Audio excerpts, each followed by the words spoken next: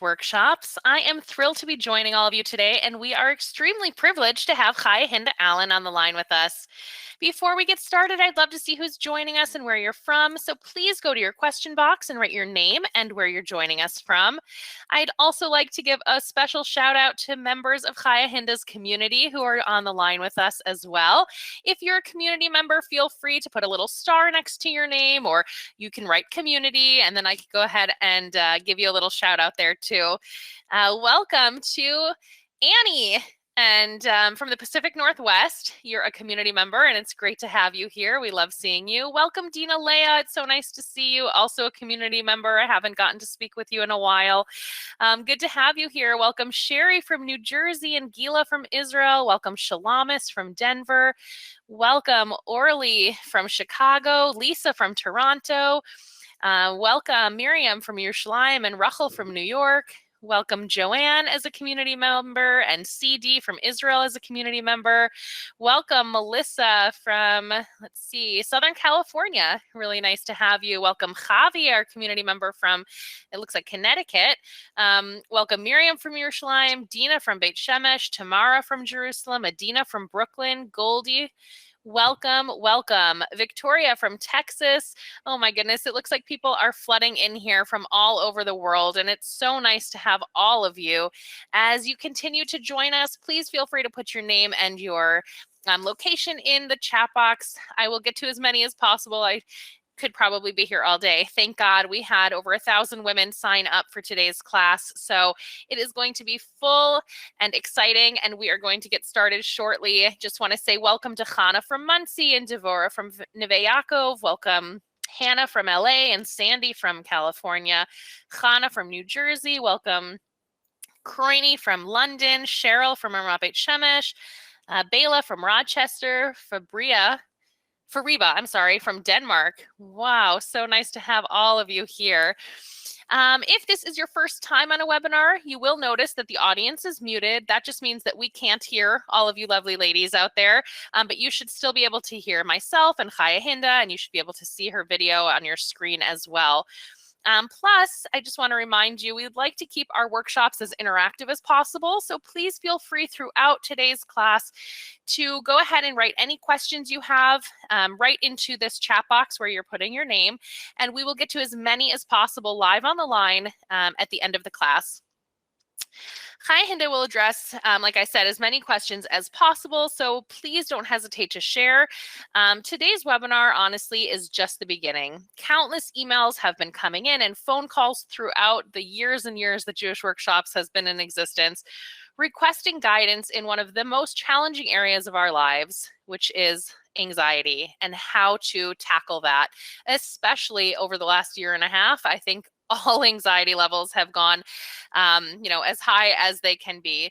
So please make sure to stay on the line so you don't miss the opportunity to listen to Chaya Hinda's introduction today. And we will be introducing a chance for you to join hundreds of women from around the world throughout the next 8 weeks for an ongoing mission to empower ourselves to overcome any challenge thrown our way. And because you're joining us today for our introduction, you will get a special discounted rate for joining us. It is truly an honor to be hosting Chaya Hinda Allen today. Chaya Hinda has given life-changing workshops to thousands of women around the world. The program she's developed is much more than a class. It is a step-by-step guide for how to change and improve your life from the inside out on an emotional level.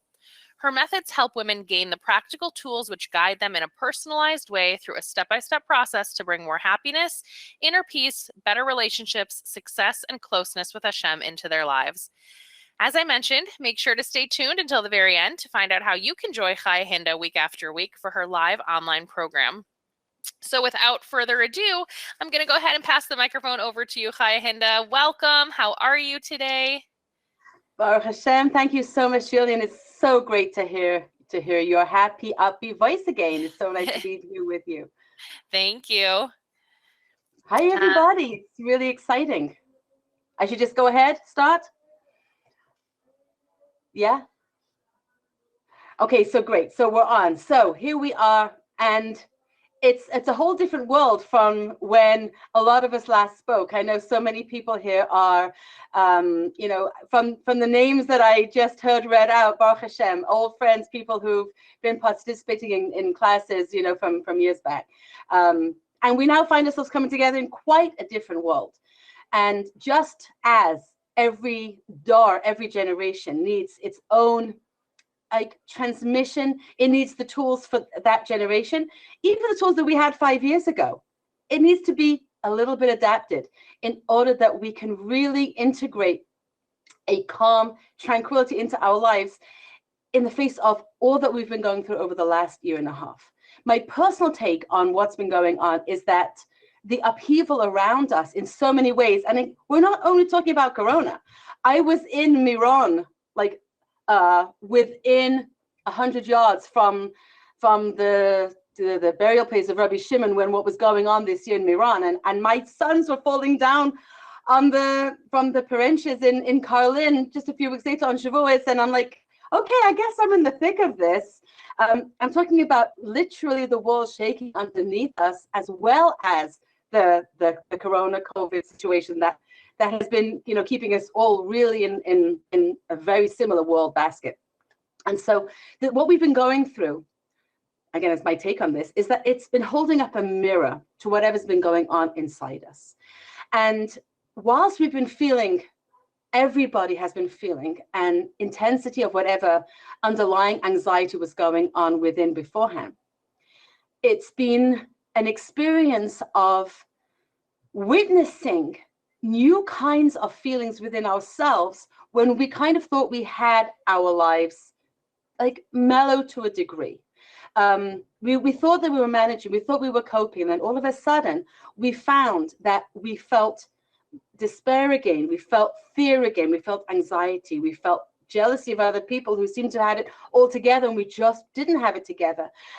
We felt insecurity, we felt you know, that all, like what goes underneath everything is that I'm just not good enough. If I can't hold this all together, then I'm not good enough. And all of the old phrases and all of the old feelings came up, and then we don't know what to do with it. And we found ourselves, you know, like fighting over tiny bits of space because we're all locked up in such small spaces. And then even when the doors opened up again and we go out, we're like, okay, so how do I engage with the world again when when so much has come up and I found so much in myself that I don't like anymore. And so we found ourselves questioning ourselves so much more. Again, it's not only me, it's everybody that I'm speaking to over the last year and a half. We've been questioning ourselves so much more and wondering about ourselves, like, are we normal? Yes, we're normal. Yes, we're going through very different times. And yes, that there still are answers. Yes, there are still things that we can do. And we're going to be discussing today one really significant element that I found across the board makes a massive difference when we understand what this element is and when we realize how to apply it. Okay, but it does need to be applied. It's not going to help if we don't apply it, like all life tools. If they sit in the, you know, written in a file in the cupboard in our notes that we took in that amazing class that we took 5 years ago, it doesn't necessarily help. It's something that we need to apply. But when we do apply it, and it's not difficult and it's not hard, it's a conscious awareness that we want to have. And when we bring that conscious awareness, and we have this particular conscious awareness available, it's going to change the way that we interact with ourselves, with life, with challenges, with whatever's going on in our lives. We're going to find opportunities. We're going to be able to know how to take opportunities that are going to impact upon us. And we'll be able to do the things that are going to make the difference. So this is what we're going to be talking about today, is one particular element. So first I want to introduce you to a bunch of ladies in different kinds of situations. And I'll introduce you to their life challenges and what was going on. And then Be'ezras Hashem will hear how these situations unfolded.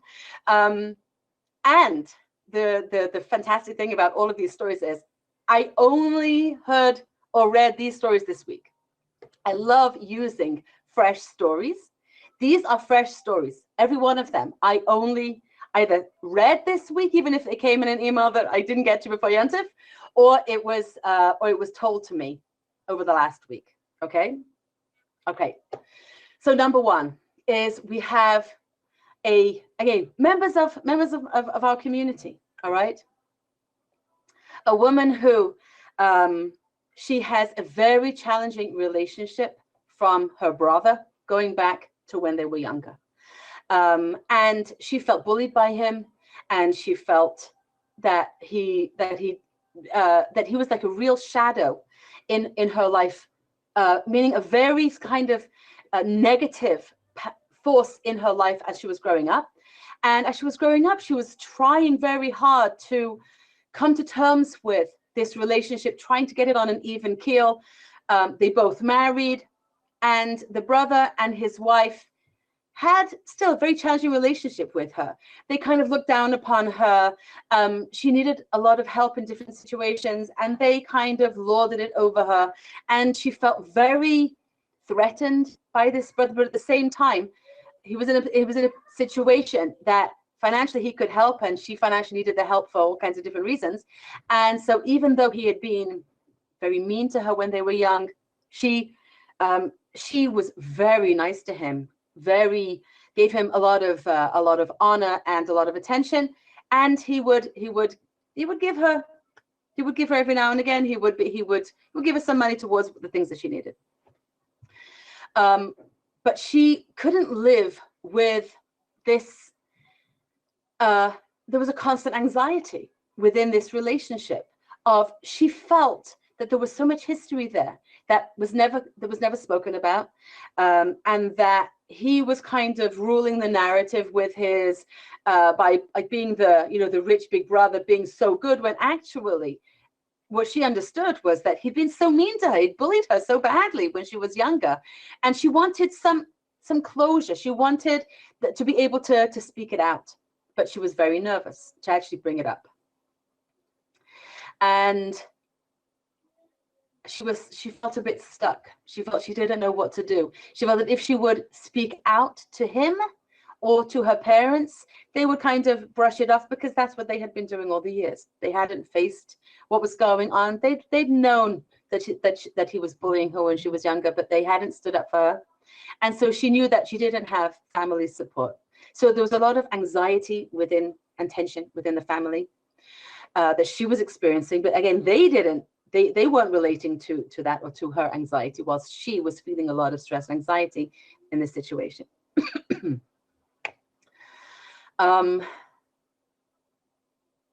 Okay, I'm going to leave that story there. We're going to pause on her story. Okay, next story is another member of our community, okay, who adopted a girl at birth.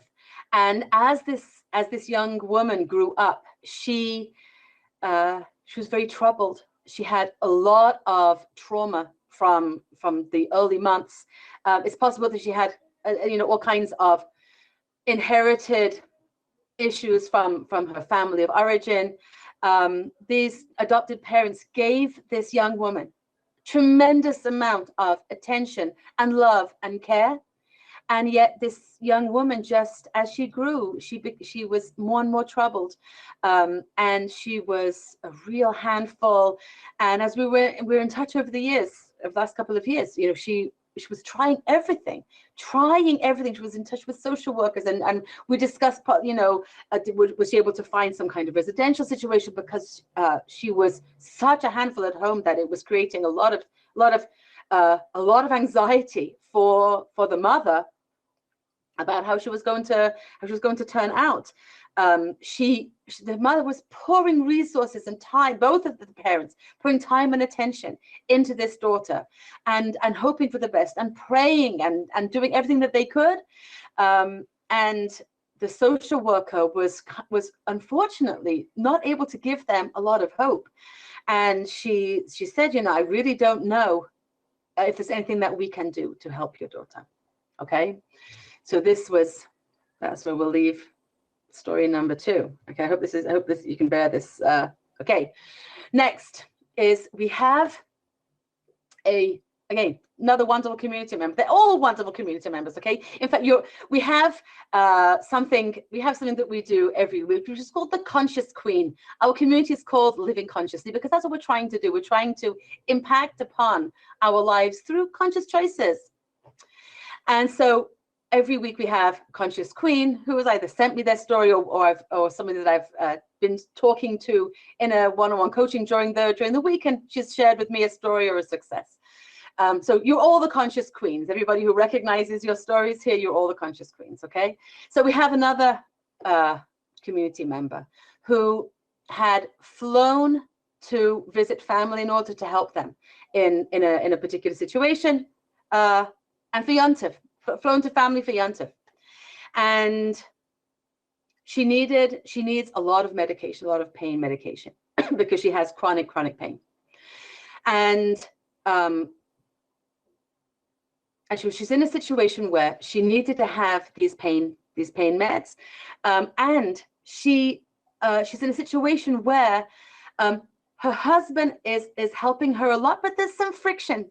There's some friction in that relationship, and again, the children are all moved out. It's just the two of them at home. She's in a lot of pain, and she really does need her husband's help because she's in such chronic pain. Many members of our community actually have chronic pain situations. Not that that's like a buzzword for our community or something, but it just so happens that's what's going on in her life, and that obviously that creates an underlying kind of anxiety because she's so vulnerable, and she needs her husband's help a lot.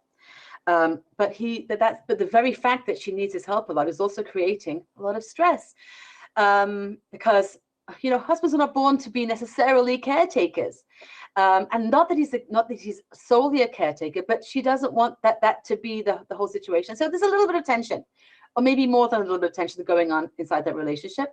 And so when they had to take a long drive before Yontif to visit the family, it was a little bit stressful. Spending a long time in traffic, driving, okay, that could take already kind of anxious, stressful situation and really notch it up. Okay, till there is that next life situation. Okay, next life situation. I just heard this story. I heard this story right after Simchas Torah, like 2 days after Simchas Torah. My daughter actually told me this story, but it's about a lady from my community, a lady who frequently participates in my day trips. So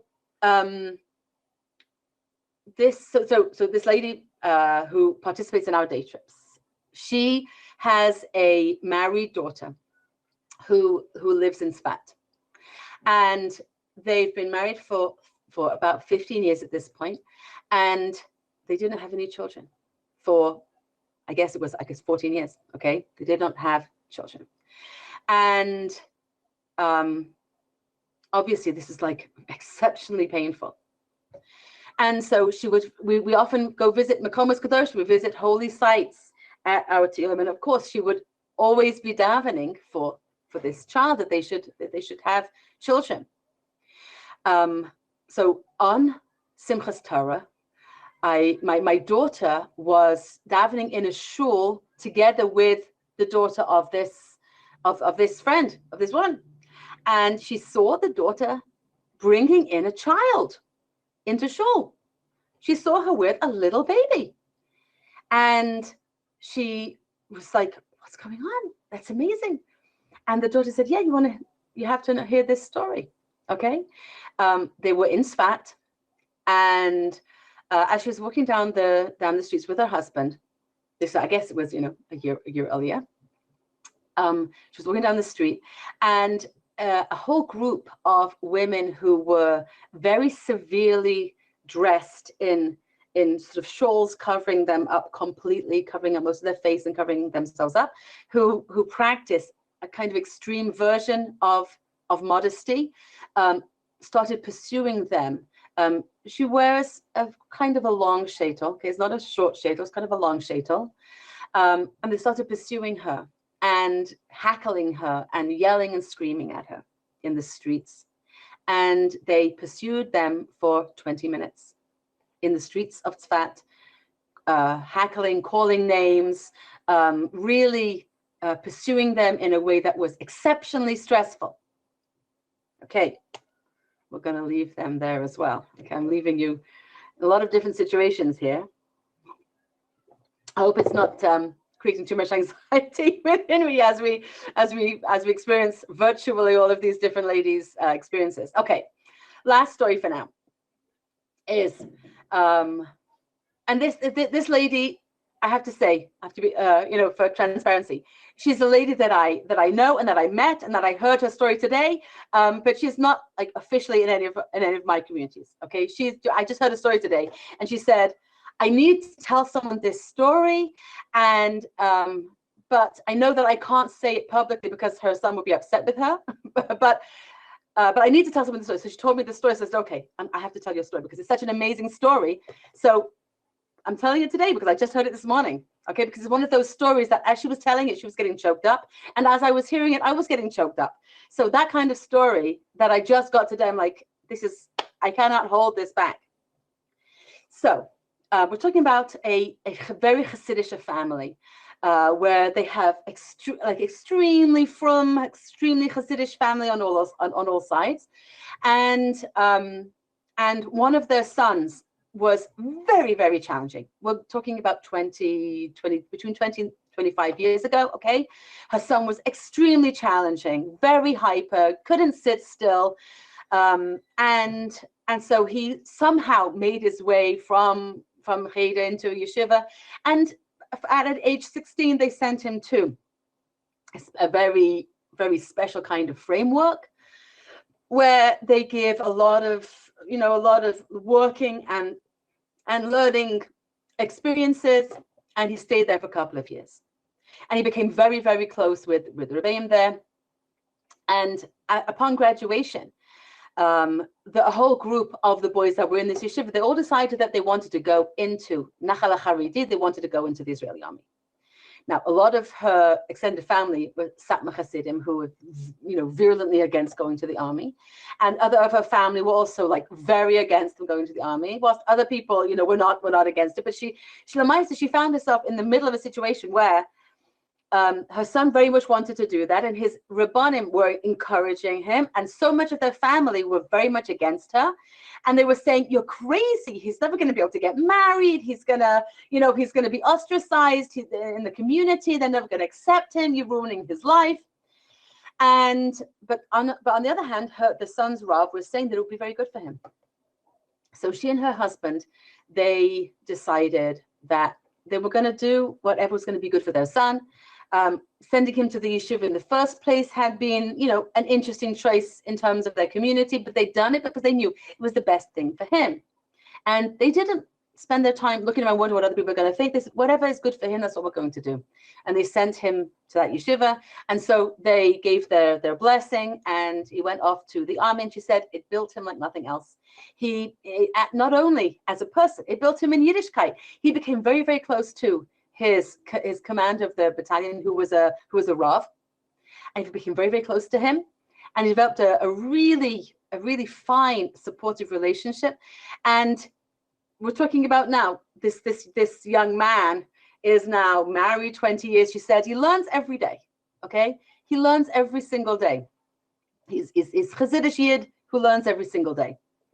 So that's the end of the story, but the middle bits is where it gets interesting. So he went to the army, and finished the army, came home, and he really wanted to buy a motorcycle. So his mother's like, gosh, he finally got out of the army. He went to the yeshiva, he got out of the army, and a motorcycle, like, really? And we're talking about 20 years ago, where really whoever was driving a motorcycle was not Torah observant Yidden in Eretz Yisrael. Okay, really wasn't.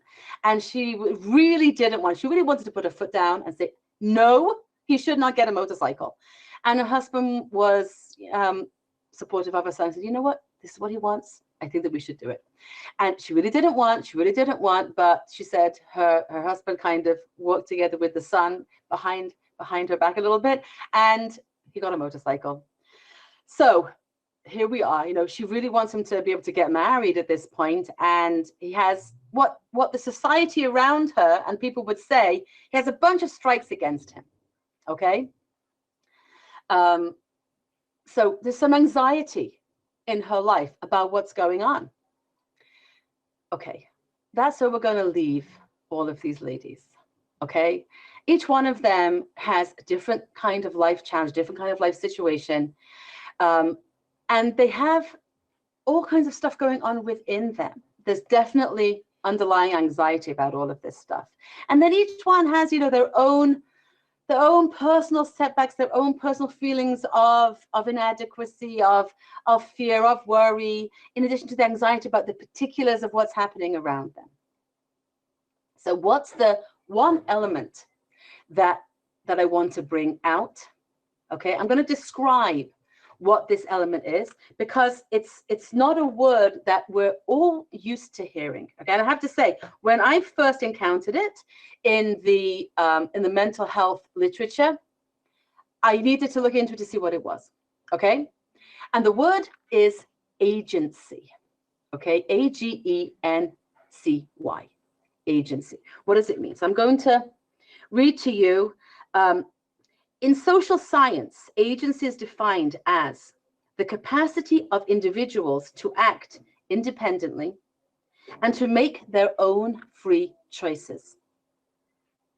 One's agency is one's independent capacity or ability to act on one's will. The Merriam-Webster dictionary lists many different definitions of agency. Obviously, we're used to contacting various different agencies for different things. So an agency is actually a medium for getting something done. All right.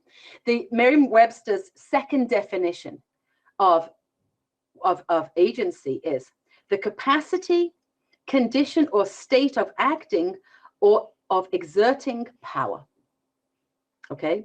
So it's an act of power, of independent capacity, of being able to choose according to one's will, of experiencing one's own power in a situation.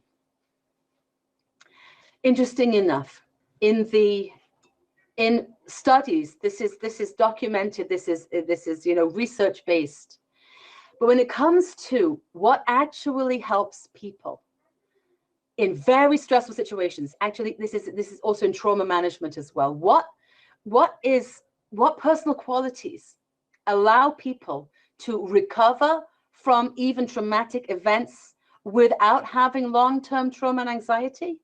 One of the highest predictors of a person who does not have a long-term traumatic response is a person who has a high sense of agency.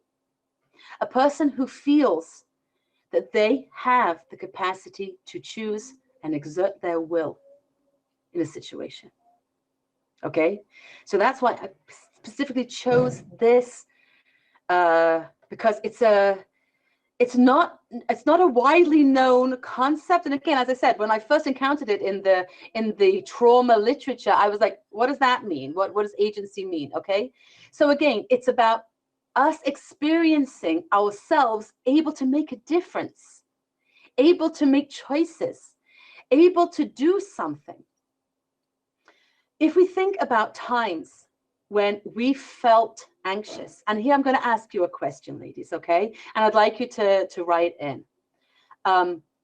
When you felt anxious, you recall those times when you really felt anxious? I'm supposing, and I'm assuming, and I think, and I'd like to hear from you. Did you feel helpless? Did you feel that you couldn't choose? Did you feel in some way stuck? Did you feel that you didn't know where to turn? That you had no sense of agency? That you didn't really have the capacity or the power to have any impact? Certainly, this is what the worldwide COVID situation really brought about so much, is that we just didn't feel that we had a sense of agency. What can I do? I'm just little nothing. How can I have any effect? So I'd love to hear from you. I hope that there's been some response. I'm not seeing my usual interactive chat box here today because Baruch Hashem, Jillian's here manning that, womaning that. Jillian, is any response about people, whether they felt helpless over what was going on in their moments of anxiety?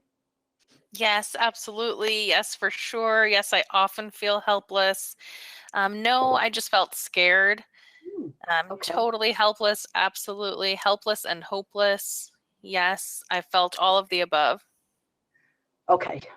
So also, is it beginning to make sense then that this idea of agency, of the potency of being able to experience ourselves as having a choice, experiencing ourselves as having some kind of power to make a difference, that is going to impact on anxiety? Again, we don't know how to do it yet. We haven't discussed how to feel and experience agency yet, but does it make sense that having that sense of agency, of being able to make a choice, of being able to make an impact in some way on my life is going to make a difference? Just let me know. Does that make sense that that's going to be an important element? Because I do, that's the main tool that I'm going to be Be'ez Hashem giving over today. So I'd like to hear if that resonates with you ladies. It makes total sense. Agency is the key to liberation. Mm-hmm. Yes, it gives back your control. Yes, definitely agency makes sense. Absolutely. Okay, great. So now we'll go back and meet all of our friends. Okay, I might get the order wrong, but we're gonna meet all of them. Okay, so our community member who has the brother. Okay, and she was under a lot of tension and stress and didn't know what to do, and she felt that by mentioning it, it's going to just make things worse. But she did speak up, and she spoke to her parents, and she sent a message to her brother saying that this and this is what happened, this took place, this is how I feel about it. And I just want you to know that I'm registering that this is the story of our history. It did actually bring up a lot of negative feelings from the family. There was a lot of pushback, but she did get some vital support from those that she'd been talking with. She felt that she had spoken her truth, meaning she had got the weight off her chest of the secret, trying to hold on to a secret that she couldn't speak about. And she wasn't living a fake life. She wasn't living with the falsehood of this, of a picture that hadn't taken place. And at least she knew, and they knew, that she hadn't forgotten and that she wasn't brushing it under the rug and that that's what had happened. Still, she felt after that, she felt like, well, now what's going to be with our relationship now that I opened my mouth and I did get that off my chest. So she took a step. She experienced that she had a choice, and it was within her capacity to speak up and say what was going on. And then she said, now what's going to be next? I want to have a relationship with my brother, even though he didn't admit, and he didn't apologize, and he even complained to her mother that why is she bringing this up now? Okay, it wasn't that they gave a positive reaction. The only positive thing about that from her perspective was that she was able to take up the falsehood from within. But she davened to Hashem. Hashem, you know that I want some kind of resolution. You know that I want there to be a peace. I want to go into Yom Kippur feeling like there's some resolution over here. He came every Yom Kippur with an envelope and brought us some money. He still didn't apologize. And he still didn't say that she was right. But she had davened to Hashem that there'd be some kind of resolution, and he came. And so she felt, yeah, Hashem brought that about for her. And so when we examine the concept of agency from a Torah perspective, we have to understand we empower ourselves with agency through prayer. That's one of the ways that we experience our agency as from women. We make a difference with our prayer. Okay, again, not every prayer is answered exactly, and of course, you know, that whole topic of prayer is massive, and Be'ezras Hashem, we'll be talking about that in the series. You know, we have a whole segment talking about prayer. But we understand one of the ways that we experience our agency is through prayer. Okay. Our friend who was stuck in a car with her husband, a kind of a stressful situation, all the way in the traffic, okay, and has a lot of physical pain, a lot of chronic pain. After they'd had the visit, she decided that she needed to have a conversation with her husband about the kind of stress that goes on when they're in a car on a long journey together. I mean, Baruch Hashem, on a daily basis, there's a lot of good working together, but that particular situation of being in a car for hours and hours together was just a recipe for disaster. And she decided, I can't do this anymore. And she's come to the point where she realizes, with all of her efforts to try and encourage her husband to moderate, to change a little bit, she realized it's not happening right now. I cannot tell him, listen, be different all the way in the car. That's not going to change. And so she experienced her own agency when she said to him, this is not working. We need to find a different solution to how to get back, because I'm not prepared to sit in the car for all of those hours, because it just doesn't work. And he agreed. And she said, I want to fly home by myself. And he said, okay. And she took the flight home, and he understood that that's what she needed, and that's what she did. Let me just share. I even have some of her own words here that I want to share with you. Just one second. Let me, because it's so beautiful what she said. Just a second.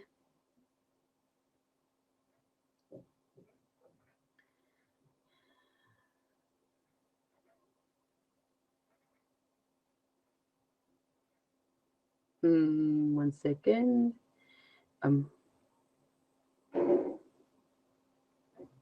Here we are. So she said,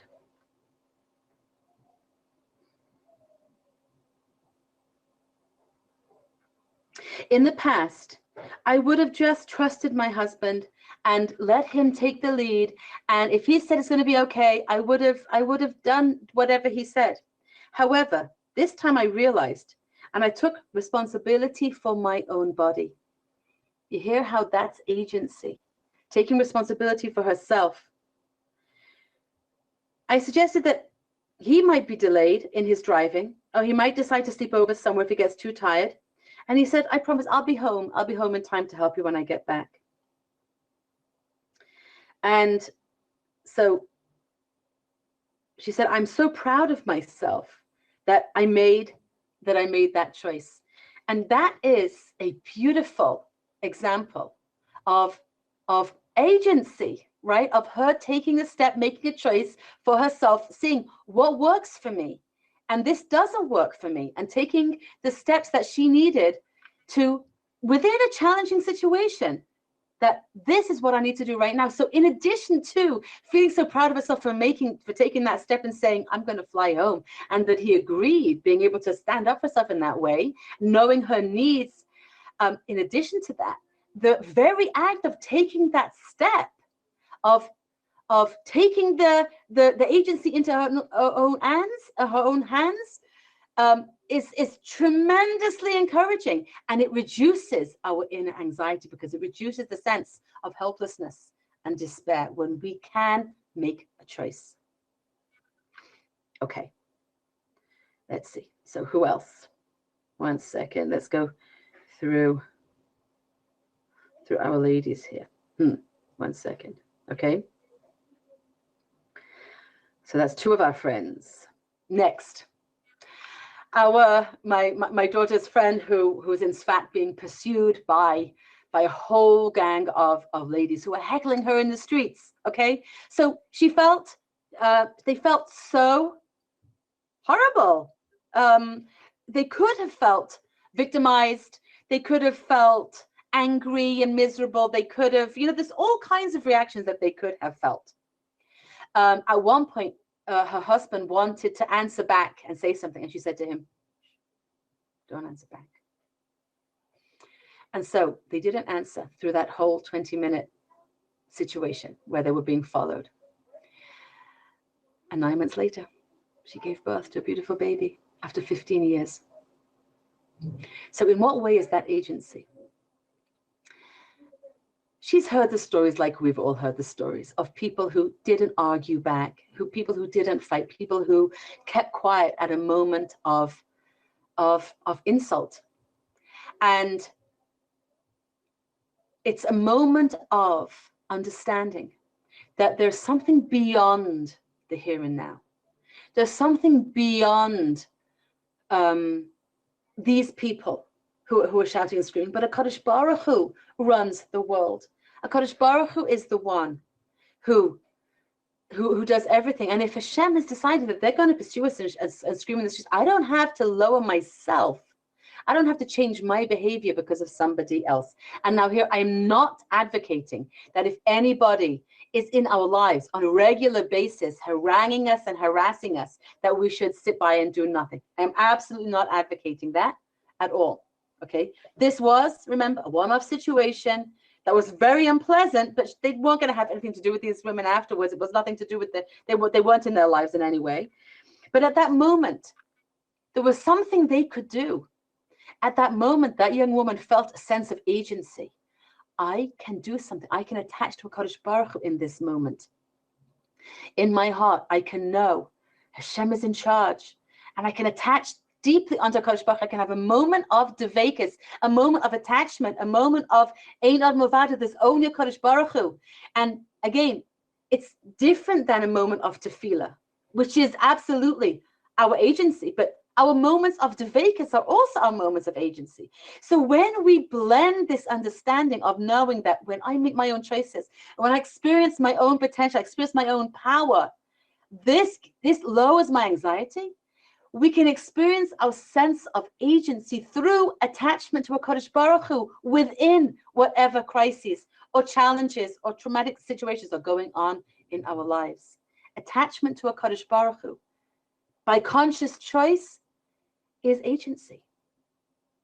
We don't have to feel helpless in a situation that appears so big, because within it all, it's still only me and HaKadosh Baruch Hu. Now, this is not something that we just click our fingers and then we have it. Okay, it's not. But it is something that we will develop over time. It's something that we can acquire for ourselves. We can live with a sense of agency through our attachment to HaKadosh Baruch Hu.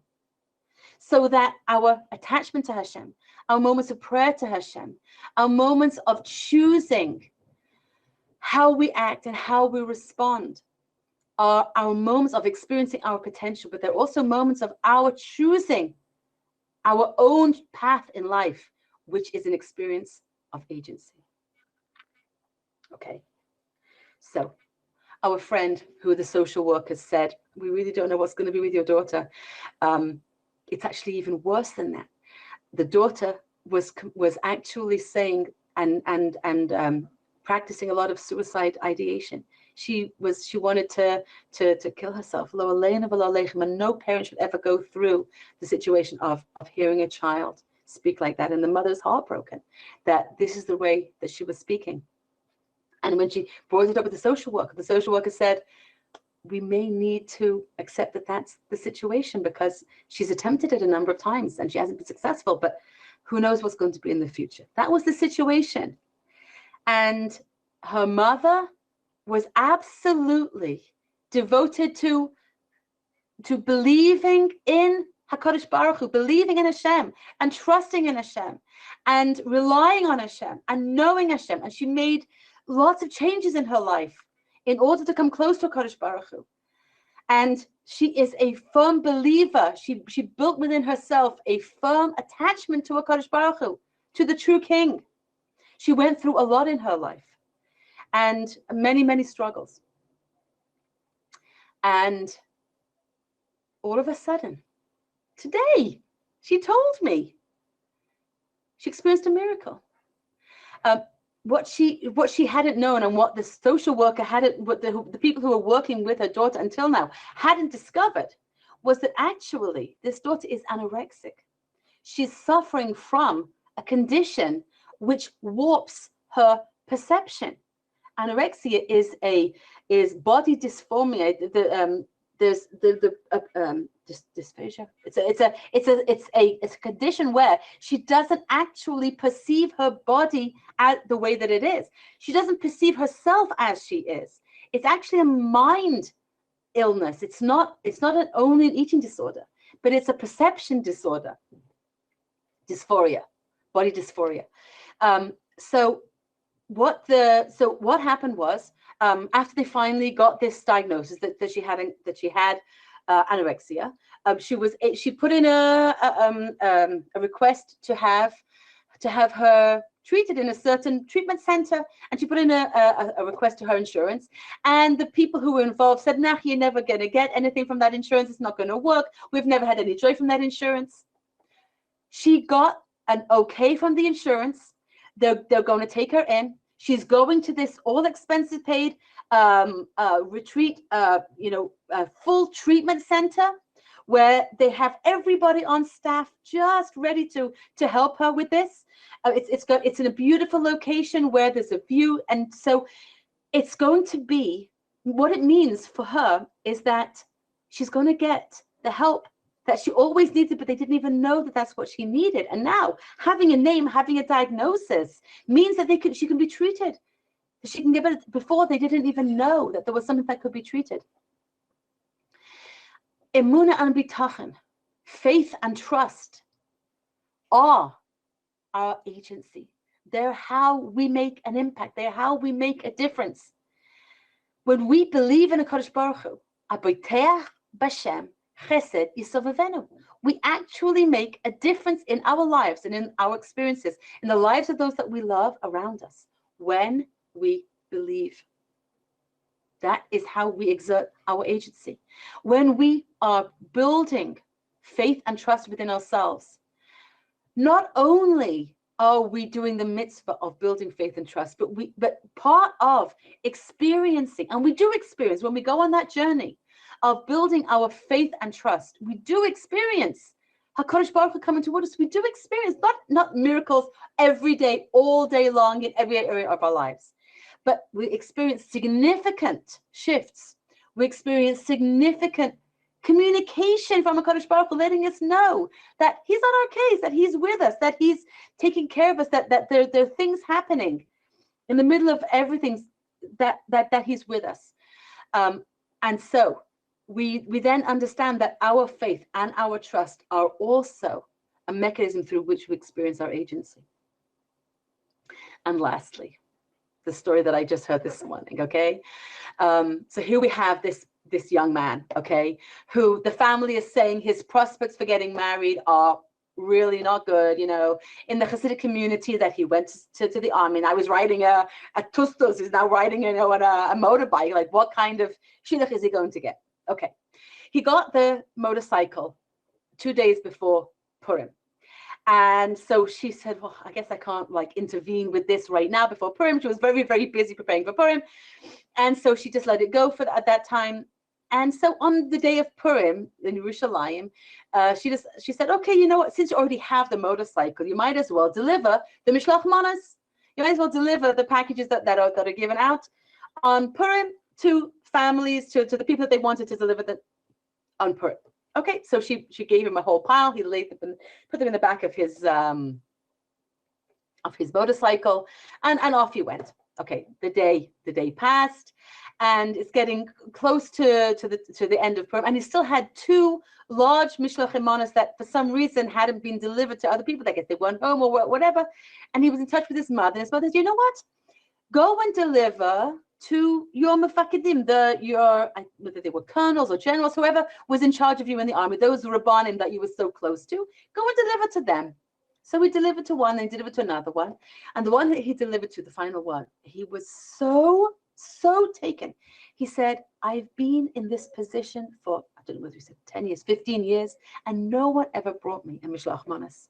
He said, I'm so touched. And he brought him in, and he sat and talked with him. And as he was sitting there, this Rav got a phone call from Manchester, from a family who wanted to check out a young man who this Rav was in touch with for the daughter of that family in Manchester.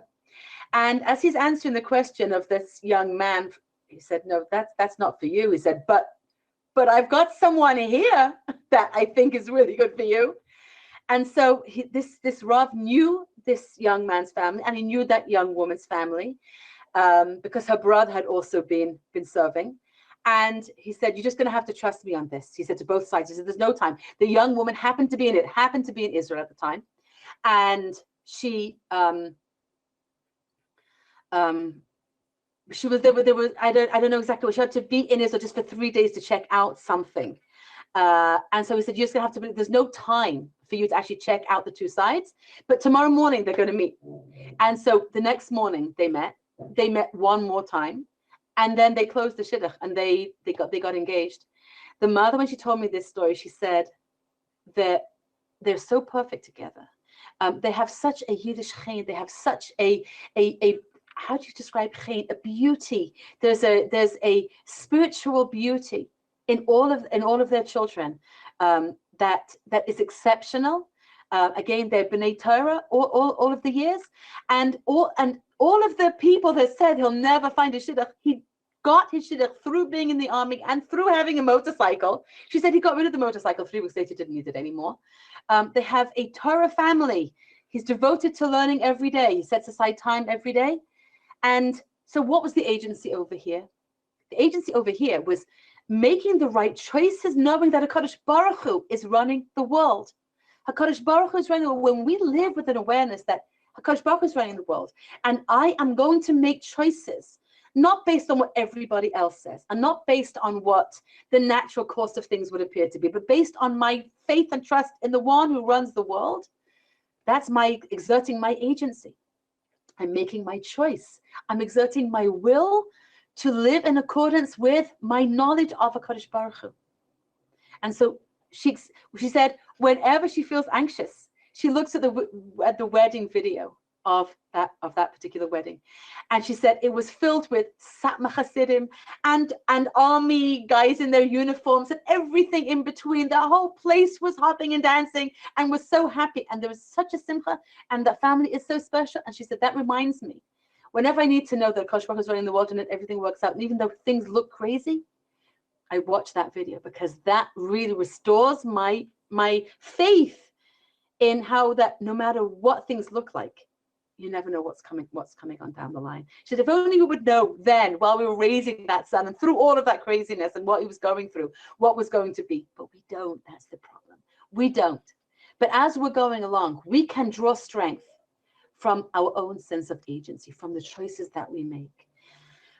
And when we talk about agency in a Torah sense, we mean the choices that we make in davening, in attachment to HaKadosh Baruch Hu and Devekis, in emunah and bitachon and faith, in making life choices in accordance with all of those.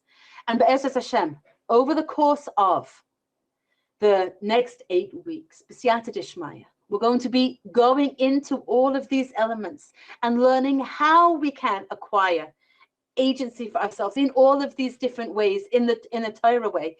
I had hoped to actually do a guided imagery with everybody today, because that's usually one of the main tools that we use to allow our knowledge to penetrate into our hearts. Because the point is to allow ourselves to feel that sense of agency, to feel a devekas and a connection to HaKadosh Baruch Hu, to feel that Hashem is listening when I pray, to feel that sense of faith and trust, and to feel confident as I make decisions to live according to my values and my principles of faith and trust. But I said that we're a little bit late. We're just a little bit over time. So this week we won't be able to have a guided image. I think, Jillian, probably.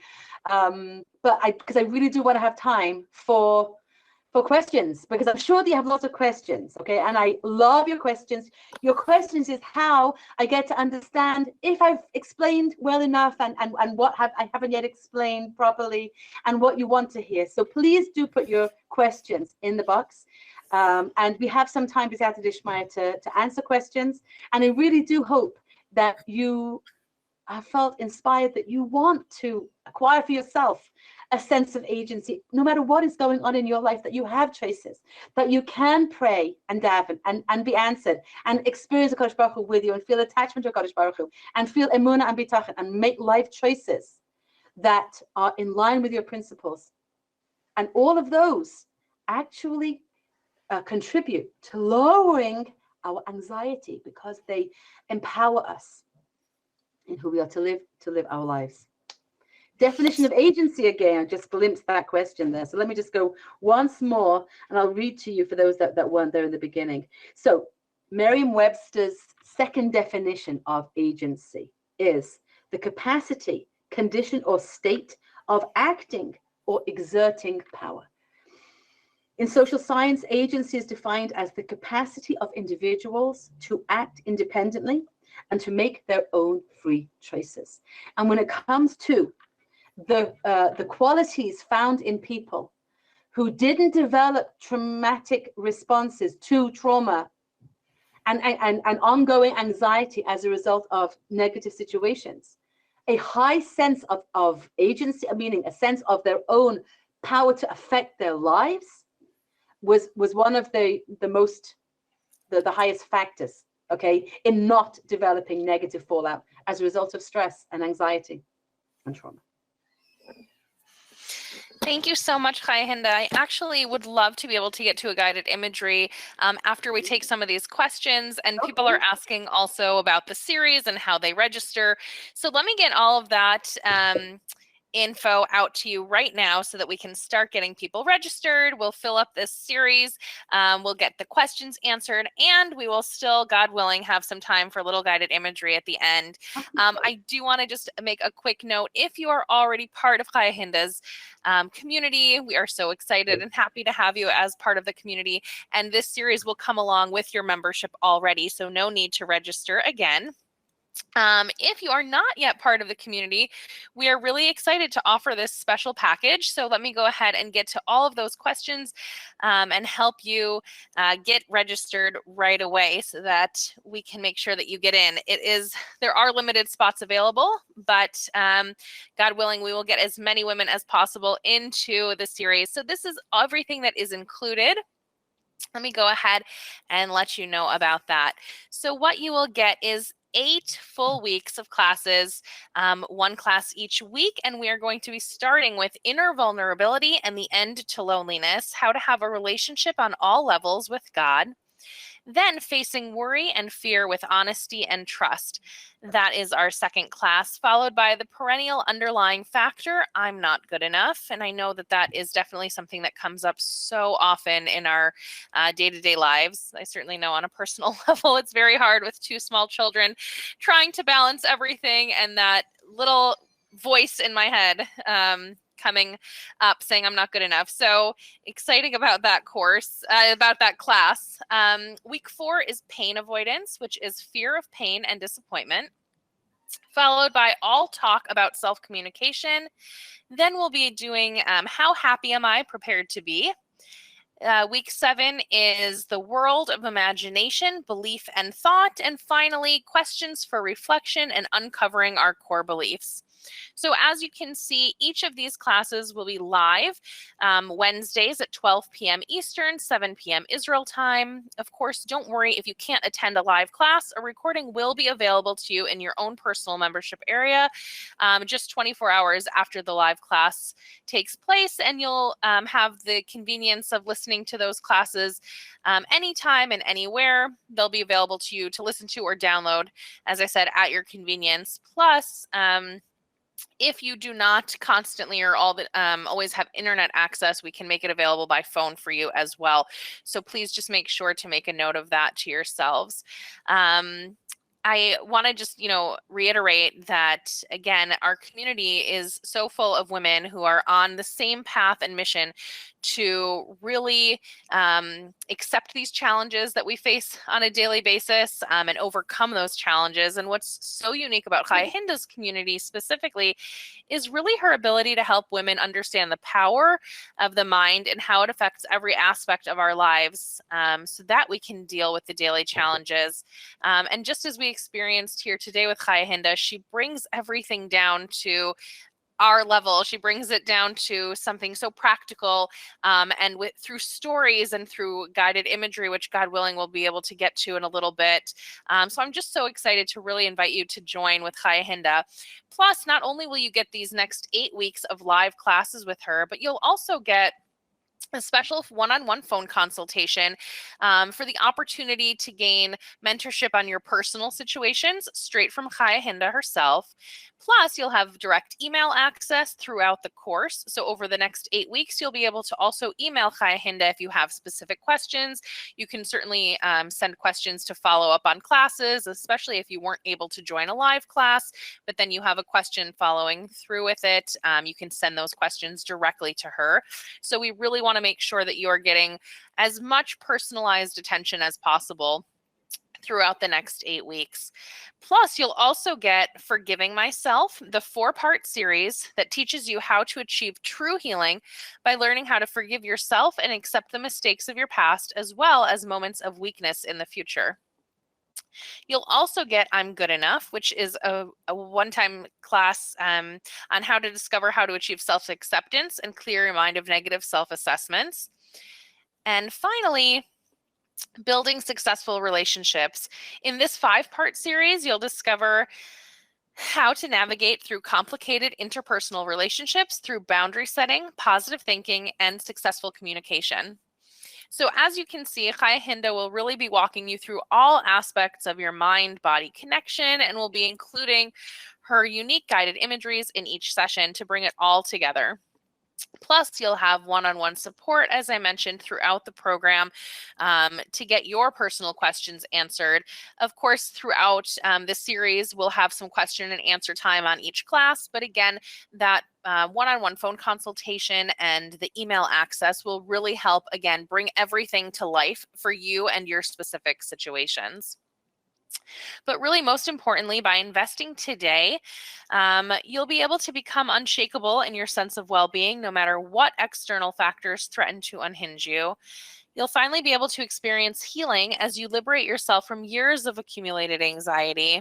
You'll break the cycle of worry and fear as an automatic response to stressors and challenges, and build a safeguard against toxic people and triggering situations by strengthening your inner security and sense of peace. We have never offered an opportunity quite like this before, but we have listened to all of our members' requests, and we have created this online community for women from around the world to come and get the guidance you need and deserve along a one-of-a-kind mentor. Plus, to make it accessible to everyone, we've greatly reduced our prices, and to top it off, we added an additional introductory discounted rate for all attendees. Plus, we've put a payment plan option in place as well so that you don't have to pay everything all at once. You can pick the payment plan option that best fits your needs. So you can choose to become a basic member today for just $297, and you'll get the full 8-week journey, including all of the live classes, the weekly recordings, and your guided imagery for, again, just $297 because you are part of the introductory rate. Or you can become a platinum member and get the full series, plus the guided imagery, as I mentioned, the weekly recordings, and you'll also get that one-on-one phone consultation. You'll get personal email access, the full series on forgiving yourself, the full series on building successful relationships, and the class on I'm Good Enough, all for just $397. So I'm going to go ahead and share the link with you, but I do want to just to let you know about one more really exciting surprise. Several months ago, one of our members actually sent us an email with a really fabulous request. She said she loves coming to all of the classes, but doesn't always have the means to be able to purchase every single one of them. So she wanted to see if we could put a raffle in place, and we did, and people loved it. So we are going to do that again today. everyone who registers right now during the next 40 minutes or so while we're still on the line will automatically be entered into a raffle to win your spot for free for the series. So when you register, you'll go ahead and fill out all your information. Everything will go through with registration. If you're picked tomorrow as the winner, then we will refund your money and you will get the full thing for free. So please make sure to go ahead. I'm going to put the link right in your chat box, and I'll put it up here on the screen as well.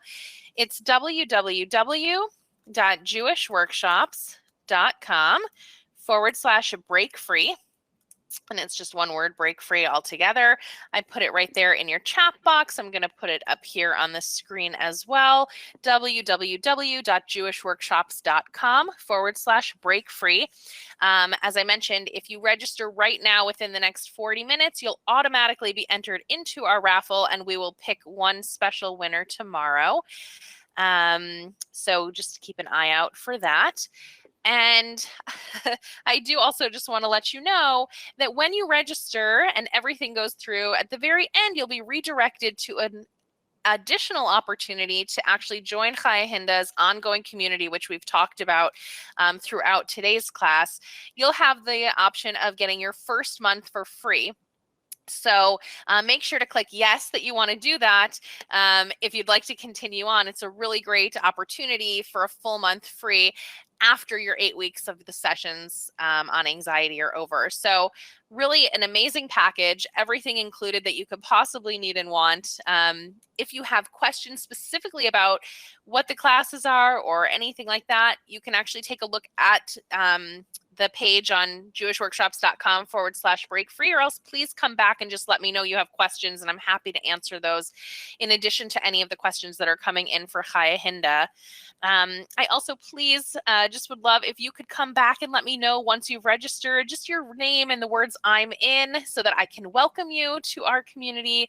I'm super excited to see all of our new women who are going to be joining us. So just come on back, put your name and the words I'm in, so that I can welcome you. If you have any questions if you're having trouble registering, if you have questions specifically about registering and you need some help, please come back and just put your phone number into the chat box with your name so that we can give you a call and help you register over the phone. I've got Hannah here and Sephora here. We're all ready to give you a call as soon as you've got your number in so that we can help you. I don't want you to miss this opportunity, and especially while we still have people who are looking to get into the automatic raffle, we want to make sure we can get you in. So just come on back and put your name and telephone number if you have specific questions. We're happy to help you register over the phone. Chaya Hinda, I am going to get to some of these questions that are coming in now. I do want to make sure that we get to as many as possible on the line. And then again, I'd really love to leave kind of like the last 10 minutes or so for a guided imagery, because I know that that would be really special to everybody. So let me just get to some of these questions.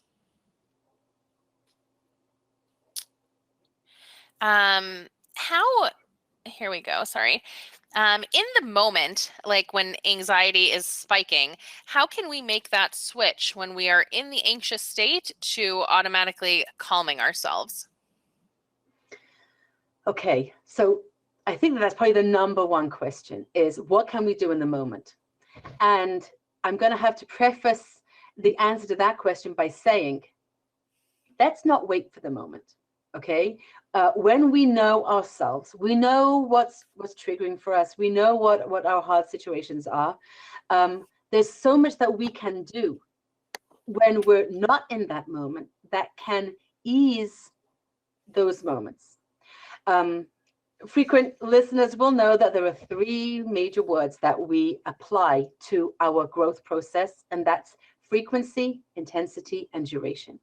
We want to try and lessen the frequency of our anxious moments. We want to lessen the intensity of them, and we want to shorten the duration of each of the, those attacks of, I'm not talking about full-blown panic attacks that might need medical intervention, but I'm talking about where we're feeling anxious in the moment and it's an uncomfortable feeling, and we feel in that moment all of the horrible things that we just don't know how we're gonna manage in that moment. When we're in, What? we want to do. There's a little bit of background noise. There's She's somebody just crying. Do you need me to leave so you can come inside? Someone needs to be muted. Oh, I'm so sorry. Okay. What we can do is there's so much that we can, when we apply so many tools that we're going to be sharing, we can make those moments where we're feeling that those moments of great discomfort of anxiety so much less frequent, so much less intense, and so much less less durable in time. We can really cut them down. So that's what we can do beforehand. Okay, and that's what we can do in the times where we're not in that state. And then once we've cut it down, what we'll also learn how to do is not blame ourselves for the moments of anxiety, not judge ourselves for those moments of anxiety, not we do a whole lot of extra baggage carrying that we don't need to do by again the worry, the judging, and also the fear and worry about, well, what's going to be if I'm always living my life anxious like this, right? So we add on to the original package of an unpleasant anxious experience. We add on to that all of this other stuff of the fear and worry about what's going to be. Am I going to keep having this? And all of the guilt. Why am I doing this to myself? How can I stop? Blame. It's because of him that I'm feeling so anxious, because of her I'm feeling so anxious, or because of myself. All of this the low self-esteem, everything that's around it, or despairing, I'm never going to be able to get out of this. We can get rid of all of that. We can really free ourselves of all of those bits, so that then we're free just to concentrate on how to comfort myself in the moment that I'm actually having those very unpleasant experiences.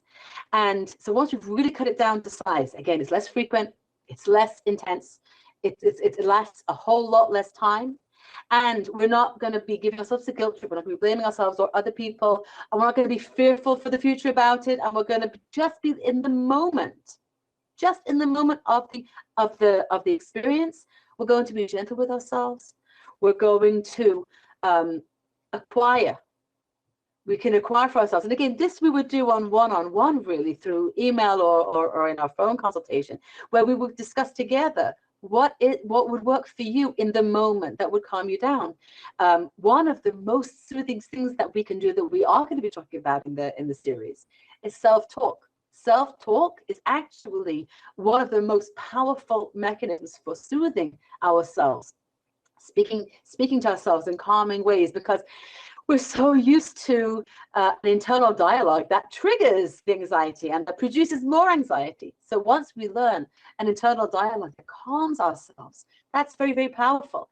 And then we can learn other tailor-made to ourselves what soothes me. It might be taking a shower, it might be having a good cry, it might be going for a walk, or power running, or it might be just sitting down with a magazine and looking at beautiful pictures, or listening to some music. Okay, so once we've cut it down, we've got rid of all of the fluff around, then we can work on self-soothing at the moment of the distressing feelings. But it's like a wave. Then it's about living life in between the waves, and when the wave comes, okay, so I know how to deal with the waves. I don't fear the waves. It's okay. I have tools in my box for managing the waves. So does that answer that question? Let me know if it does, because I'd like to hear. Okay. I think that was beautiful. Thank you so much. My apologies for my little interruption. I'm sorry about that. But I think that was great. Thank you so much. Thank you. I just want to go ahead and welcome our newest members, Melissa, welcome Chava, welcome Dina, and welcome Devora. So great to have all of you. Please, just a reminder to come on back and let me know that you're in so I can welcome you as well. I do see some people sending their phone numbers, and we will get to you as soon as possible. So please just be a little bit patient, but know that there is a phone call coming to you. Let me see, there were some great questions here. Will the classes be addressing real fears, specifically like being among people, social anxiety? I think another person actually asked if it would help, quote unquote, cure clinical anxiety. Okay, so first of all, the tools that we share, okay, are very, very versatile. And so they can be applied to many different kinds of situations. So I'll be giving a lot of examples in class about how to apply it to various different kinds of situations. As you have a bunch of different kinds of life situations, we'll be able to be helped in with specific tools. So yes, it will definitely apply. You'll be applying it to your own situation with a little bit of help and guidance. So usually, you can type a question in the middle of the class. How do we apply this to this particular situation? And I'll be able to give on the spot a couple of extra ideas that will tailor the specifics of what we're learning in that class to your particular situation. And often I'll include it in the guided imagery. One of the fun things that we do in the class is that your participation often is included in the guided imagery that I'll do at the end of each class. So if there's a specific situation that you want covered, then I can often include that in the guided imagery that I make that week. So in general, when we talk about fears, I talk about general fears, and then you can focus on what's particularly going on in your life. I don't have to sort of say specific words, but you know what we're talking about. So if I talk about imagine a challenging relationship. So everybody, whether it's their parent, whether it's their son, whether it's their brother, whether it's their sister, or their neighbor, I don't have to spell out the 5 different relatives in order for you to know, okay, that's my challenging relationships. In a similar way, if we're talking about certain kinds of fears, if we're talking about how to apply trust and faith to those particular kinds of situations, you know what we're talking about. And so, yes, there's definitely will definitely be applicable. If we talk about clinical anxiety, if somebody needs medication, then I'm definitely not I'm not going to cure what needs a chemical balance. But again, what I mentioned in the class, which was fascinating to me to learn, that is that having that sense of agency, having that sense of I can choose, I can make an impact. My prayer makes an impact. Again, when I say those words, my prayer makes an impact.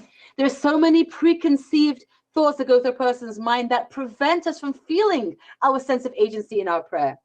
If I say my trust makes an impact, there are so many negative beliefs that we have that how could I make an impact, so that we prevent ourselves from feeling the agency in that is the potential in our prayer that we're supposed to feel in our prayer, that we're supposed to feel in our feelings of emunah b'tachon. HaKadosh Baruch Hu wants us to feel that sense of agency and live feeling empowered. That's what empowerment means. You can do something. So if we can overcome those blocks, then we can reduce a lot of that anxiety by feeling our sense of agency. So so it will. What I'm saying in answer to that question then is, it's very likely that the things that we're going to learn will have a very positive impact in lowering your anxiety. In addition, it's research based that guided imagery is one of the world leaders in reducing anxiety. Simply listening to a guided imagery every day actually reduces anxiety. So in addition to having guided imagery built into this course, and the guided imageries, I think that they're unique in the world in that they're guided imageries that I really try.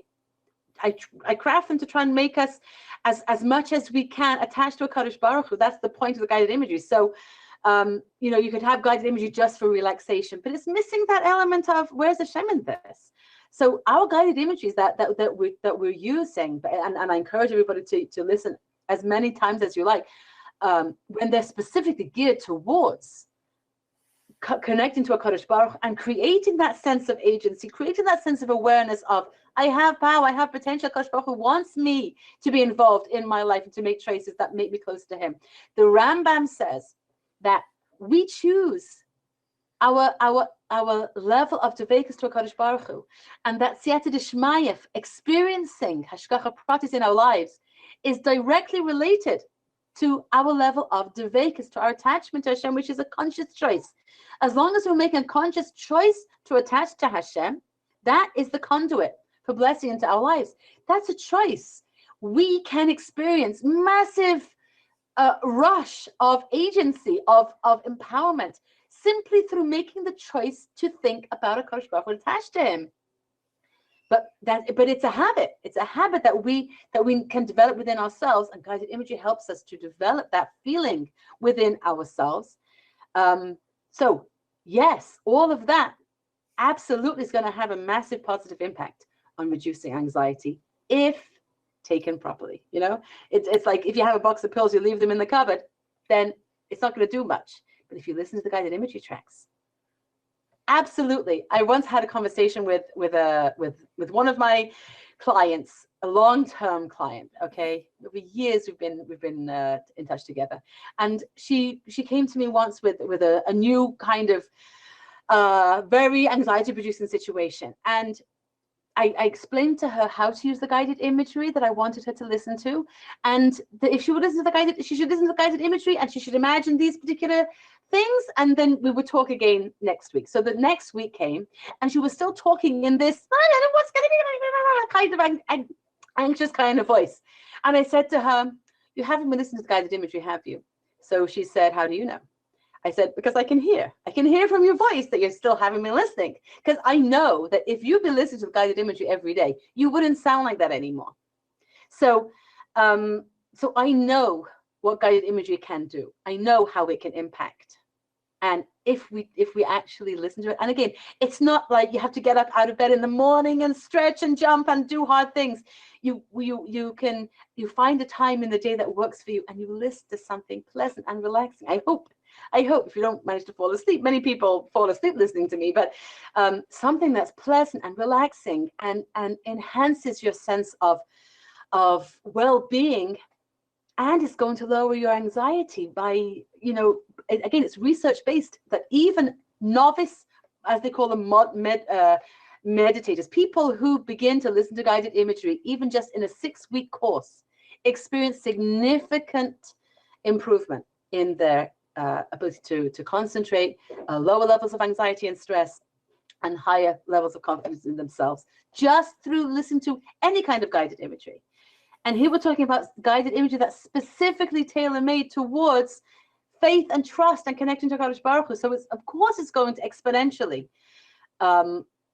affect how it is going to impact upon lowering anxiety. But Ezra Hashem b'siyata d'shmaya. Okay. Thank you so much. Thank you. I do have some more questions coming up here. I just want to welcome Joanne, welcome Shandy, welcome Chava. It's wonderful to have all of you. Please come on back and let me know that you're in so that I can welcome you as well. Just want to see this message here. It's so sweet.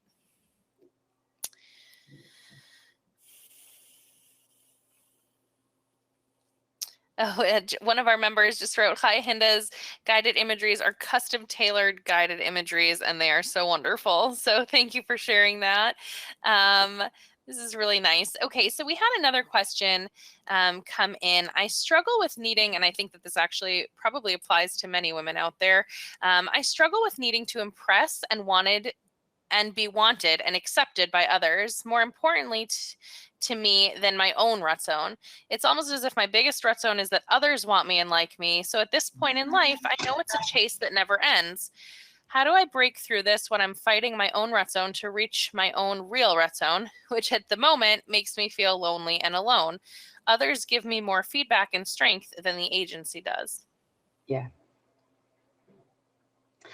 Okay, I'm just feeling the feeling of the question for a minute. Okay, so it's really it feels very vulnerable to give our sense of agency to everybody around us. That's what basically what you're living with, is that we need it from others. And of course, no one is created to be an island. We need people. We need to live with community. We need to live with other people.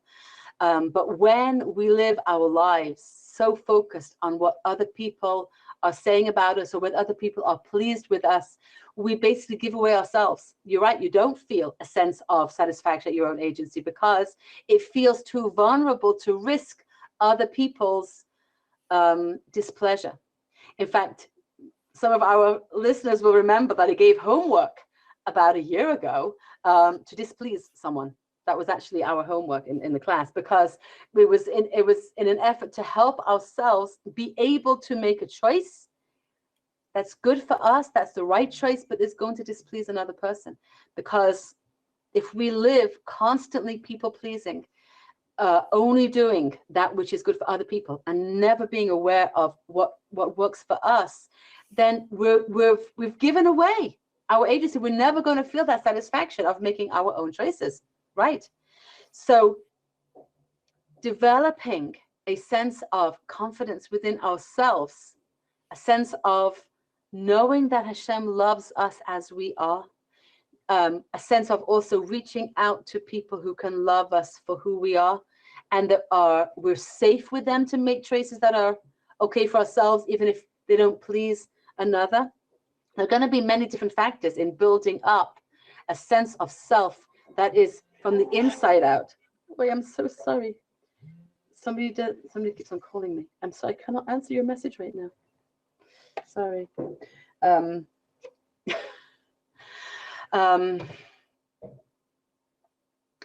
Sorry, it's a family member that needed to speak to me, but I can't answer it now. So when we're stuck in that kind of situation, that we feel the need to impress other people and we feel the need to please other people, it's first of all, it's very good that you know that. It's a journey. It's going to be a journey of developing the confidence within yourself to make little decisions and stick with them. Remember this, the sister in our story who made a choice to speak up, even though she was disparaged by the family, but she needed to do that for herself, and she made that choice. And our friend who decided, I'm going to take the plane home. I'm going to take a plane journey. I'm not going to sit there, even though it might displease him, but I know I need to take care of myself. When we take little steps, make little decisions, gradually we can make more and more decisions, and you will get to experience the joy and the empowerment that comes with strengthening your sense of agency within yourself, as opposed to constantly being in that vulnerable spot of giving it away to everybody else so that they rule your life. Yes, you feel right now that you can't live without their constant input towards your life. But as you empower yourself and as you grow within yourself, can you imagine what it would be like not to be in that situation, but to feel confident within yourself that you can make choices that are right for you, even if somebody else is not going to be pleased with that? Can you imagine how great it would feel not to care sometimes? Because they don't have your best interest in mind all the time. They don't. And your first priority needs to be taking care of yourself so that you can care for the other people in your life, so that you can be a Kadosh Baruch Hu's messenger in this world. So I hope that you can imagine that when you are at that point, that you'll be free, you'll be empowered, you'll be liberated from really the bounds of other people's opinions about you. And it's going to be a journey, but you can do it, because so many hundreds of women have done exactly that journey before. So many of the women in our community are in that situation. I'll tell you why we're in that situation. When we are caring people, when we feel other people's feelings, we understand what other people want, and it's important to us what other people want, and it's important to us to please other people, and that's a very good trait. Sometimes so many of us and so many of the ladies in my community are exactly in that kind of situation where they feel other people's feelings so strongly that they just lose a sense of their own needs and their own feelings because they so strongly sense other people's. So it's a good trait. At its base and its source, it's very, very positive. It has tremendous power to sense other people's feelings and feel them. But as you've experienced, but it disempowers you. It takes away your agency. It takes away your your ability to choose for yourself things that are really good for you. And you may, and you probably are ending up making all kinds of choices that are not so great for you in order to be able to please other people. So that's the problem, is where it ends up having sometimes even devastating and negative effects on ourselves from this continual need to please other people. So it's about creating balance. And it's about appreciating the gift that you have of being the good person who feels other people and who cares about other people.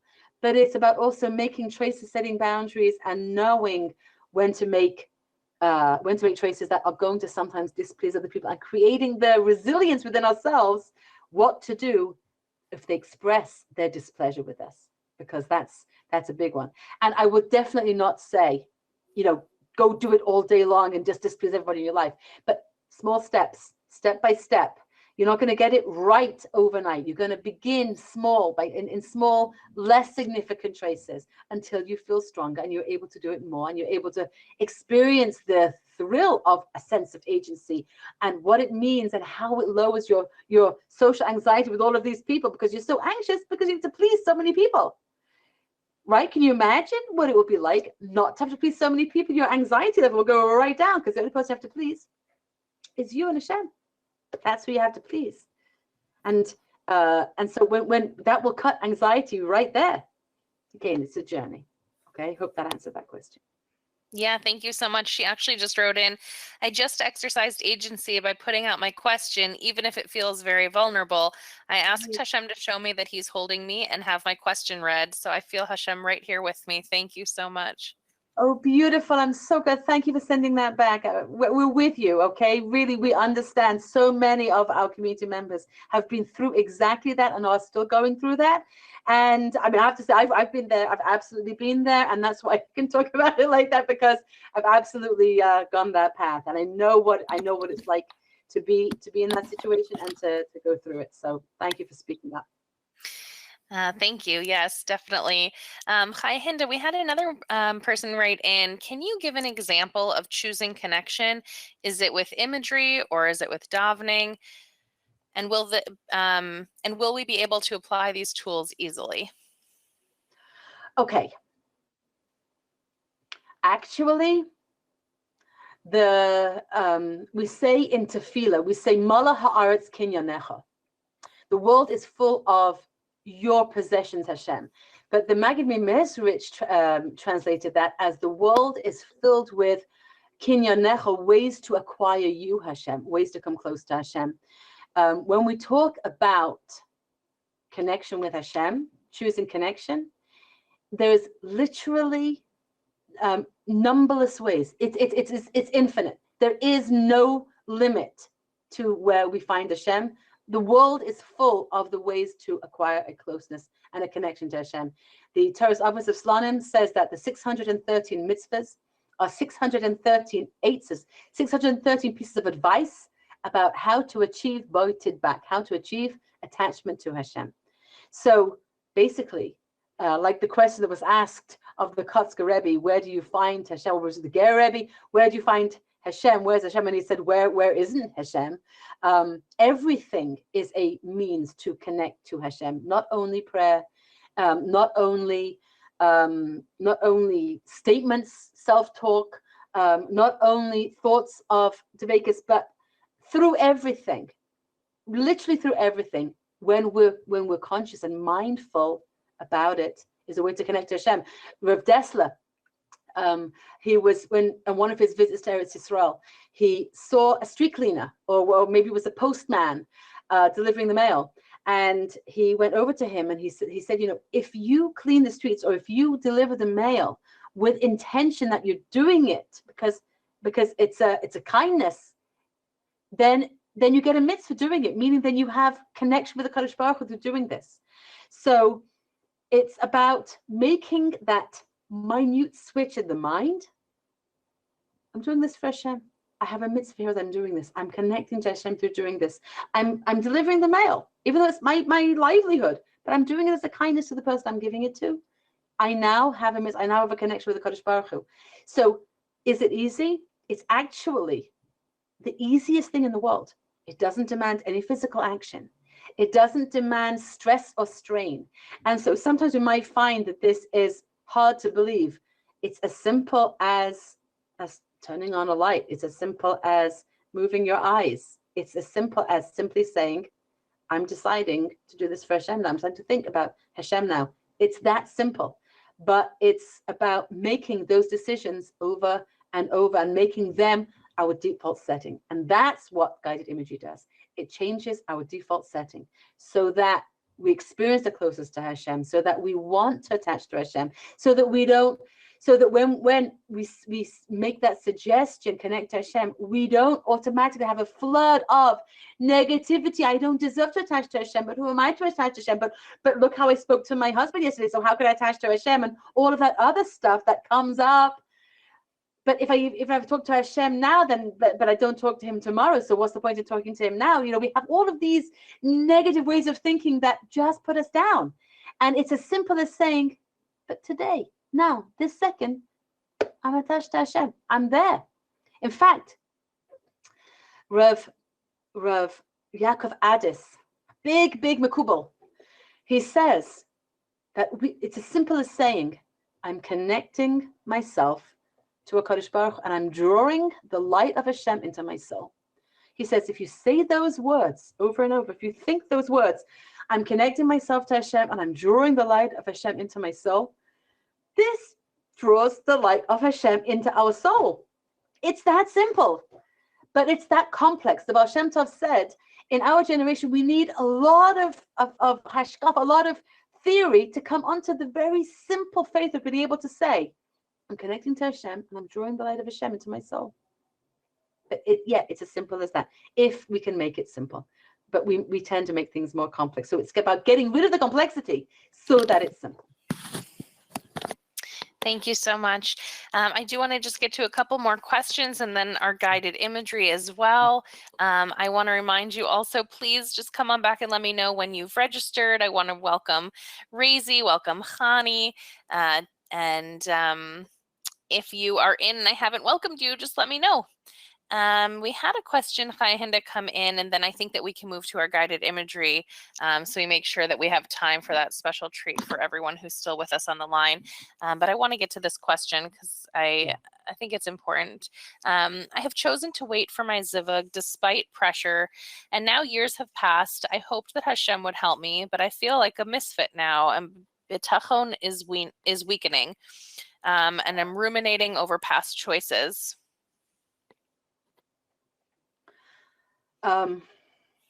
Okay.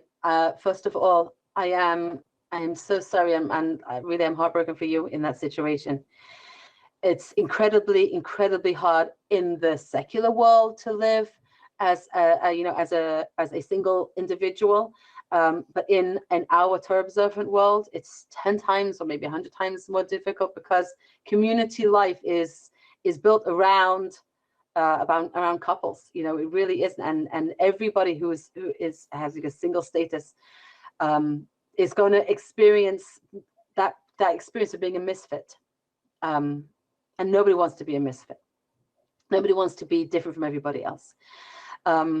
So many people, though, in so many situations, are that misfit. A woman whose child is off the derech, whose child is not living the life. She feels like a misfit.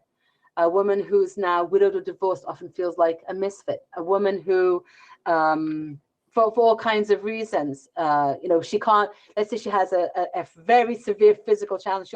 She doesn't feel like she's living the same life as everybody else.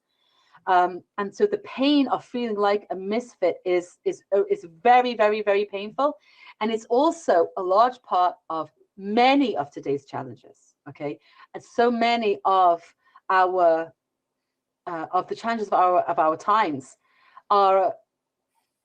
end up with the fallout of a woman who feels like a misfit. Another example is a woman whose husband is an addict, or like she can't tell anybody. She feels like she can't socialize with other people because they're in a different kind of category. She's by herself.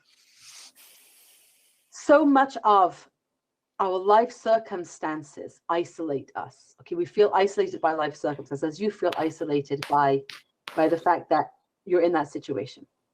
Okay, and yeah, you're ruminating over past choices, and that's very normal. And what we need to know is that everything that happened to me for my whole life until this very moment is exactly what HaKadosh Baruch Hu organized for me, even if I seem to have been the instrument for that choice. Okay, I learned that in many different ways, but I remember one particular situation. I'd been reaching out to an organization who was doing radio shows, and the woman there was we'd arranged we were going to have a radio interview, and she set up a certain time, and for whatever reason I got the time wrong. I thought I had it right, and I had that time wrong. So when I sat down at my computer to join her for the radio interview, I saw like I got a million texts from her and messages and emails, and basically I missed it. And I said to myself, if Hashem would have wanted me to be on the radio, Hashem would have, for whatever reason, Hashem would have got me there. Okay, the fact that Hashem didn't get me to that screen, and again, I've come from a place of deep self-blame and guilt, okay, and inadequacy, and so I've been fighting that guilt and blame for myself very intensely over the years. But when I got to that moment, I could say, Hashem runs the world. If Hashem wants me to be on the radio, He'll get me there. He'll make me notice what time. He'll allow my personal weakness not to get in the way. Meaning, timing has been a challenge for me over my life, as many of our frequent listeners have heard, because I tend to be like up in the sky talking about eternal things, and that doesn't sort of gel well with time-bound stuff that is often focused on of this world. So I'm very good when it comes to things that are unlimited, things that are more limited. Have a harder time. So I recognize my personal limitations, and so timing is one of those situations. So it would be very easy for me to go to a place of self-blame and rumination. Why didn't I do that? And I should have done it. And again, you couldn't make it on time, and all of that stuff. But emunah b'tachon means Hashem runs the world. Ein ad milvado, there's nothing apart from Hashem, means that even my personal limitations cannot hold Hashem back from giving me the good He wants to give me. And so if Hashem didn't send me that opportunity, He'll send me another opportunity. And so if this is the situation that you're in right now, okay, and it is painful, then at least from the emunah and bitachon perspective, at least from the rumination perspective, you can decide to think, if I'm in this situation right now, it's because Hashem put me in this situation right now because He loves me. It's the absolute best situation for me right now. It doesn't mean that I need to accept it for the future, that it can change any moment, but that Hashem is bigger than my limitations. Hashem is bigger than my choices. If I potentially might have made a mistake, but Hashem is bigger than my mistakes. Okay? Hashem is bigger than our mistakes. He's bigger than our limitations. And so what I'm hoping that you can take away from that is, at least when it comes to the rumination, you can answer yourself instead with a positive, soothing self-communication, which is part of what we're going to be learning together, Be'ezras Hashem. And tell yourself, Hashem is bigger than my choices, even if I feel I made mistakes. But Hashem is bigger than my mistakes. And Hashem is sending me to where I need to be. And when you make that choice, to think that's a choice of agency. That's a choice using your personal agency. I'm choosing to believe. I'm choosing to believe that Hashem is in charge. And when we choose that, when we choose to think in terms of emunah b'tachon, then our lives reflect those choices. It makes a difference. That's what agency means. It means I make a difference with that choice of how I think. We tend to think, and this is part of what I'm always trying to explain to people, we tend to think that thoughts are just a electrical impulse that goes between my two ears. No, a thought is a powerful choice of agency that makes a difference. And a thought about a Kadosh Baruch Hu in my life makes a difference. And so when you choose to think about your life situation, and it is painful, and it is, a person can feel very isolated by those situations.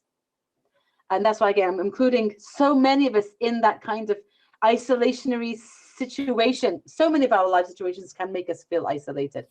When we're in those situations, when we choose a thought of emunah bitachon, and we self-soothe with communicating that to ourselves, we lower our anxiety about it.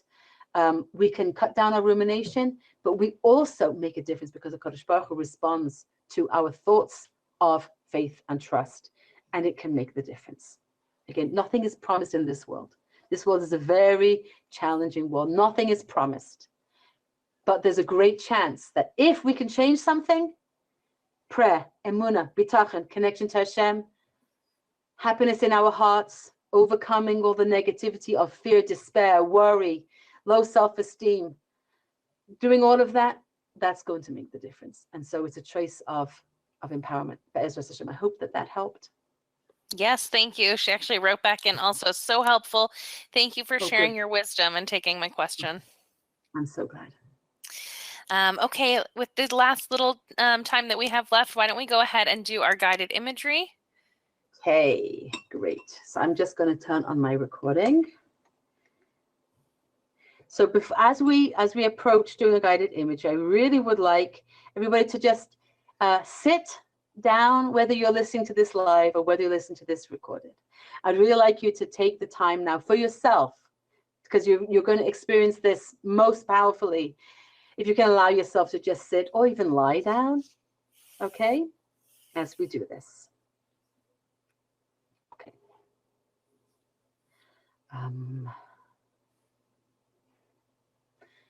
The power of agency. Sit or lie comfortably now. Choose for yourself somewhere really comfortable where you can get into a position that is relaxing and calming and really comfortable for you. Give yourself these moments. It's an act of powerful choice to give yourself these moments. It's an act of agency to choose to focus on yourself, within yourself right now. Agency is your independent capability and ability to choose and exert your will. It is your own experience of wanting and making choices according to your will and your priority. In so many areas of our life, we feel anxious, helpless, and hopeless, increasing our experience of our agency, of our independent capacity to choose and act in accordance with our will,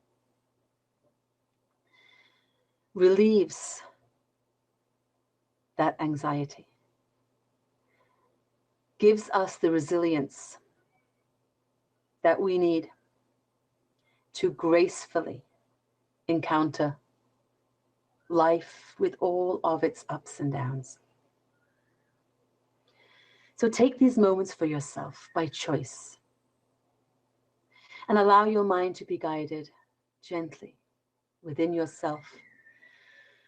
And in your mind, allow your mind to wander up and down within your body and notice, just notice gently. How is your body feeling? No judgment, just sensing. Are you holding on to any stress or anxiety or pain within your body right now? No fighting it. And No judging yourself for those feelings, but just noticing how your body feels. Being mindfully aware of the sensations within our body actually provides us with very vital information that helps us in our agency. When we know what we're feeling, it helps us to understand what we want, what we need, which empowers us to make choices, make shifts, take action, whether in thought, speech, or deed, that empowers us. Allow yourself to breathe in deeply and breathe out. And as you breathe in faith and trust, belief in yourself and in Hashem. And as you breathe out, you release with this breath anxiety, stress, worry, and fear. So give yourself these moments to breathe in and breathe out. And as you breathe in and out, you feel your body gradually becoming more and more relaxed. It feels good to relax. It feels good to be here mindfully with yourself. It feels good to be focused on your own self. Maybe it even feels unusual. Maybe you're unused to being the focus of your own attention. This is also an empowering moment of choosing your independence, to focus on yourself right now.